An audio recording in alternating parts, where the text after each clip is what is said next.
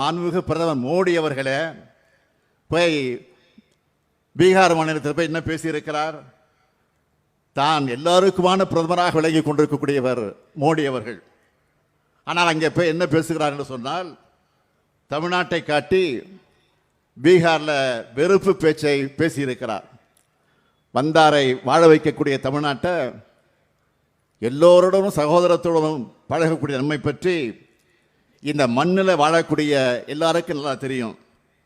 கடந்த 1ஆம் தேதி வெளியாகி இருக்கக்கூடிய தினத்தந்தி நாளிதழில் கூட பீகார் மாநிலத்தைச் சேர்ந்த மக்கள் அழைத்திருக்கக்கூடிய பேட்டியை நீங்கள்லாம் பார்த்துருப்பீங்க. அதெல்லாம் பார்க்கும்போது எனக்கே பெருமையாக இருக்கிறது. தமிழ்நாடு எப்படியெல்லாம் எங்களுக்கு வாய்ப்புகளை உருவாக்கி தருது, தங்களுடைய வாழ்க்கை தரத்தை எப்படியெல்லாம் உயர்த்தி இருக்குதுன்னு மிக தெளிவாக பீகார் மக்கள் தமிழ்நாட்டில் வந்து பணிபுரியக்கூடிய, தொழில் செய்து கொண்டிருக்கக்கூடிய, வாழ்ந்து கொண்டிருக்கக்கூடிய அந்த பீகார் மக்கள் பேசியிருக்கிறார்கள். ஆனால் மாண்புமிகு பிரதமர் அவர்கள் பீகாரில் வாக்கரசியலுக்காக அங்கே போய் நாடகத்தை நடத்தியிருக்கிறார்.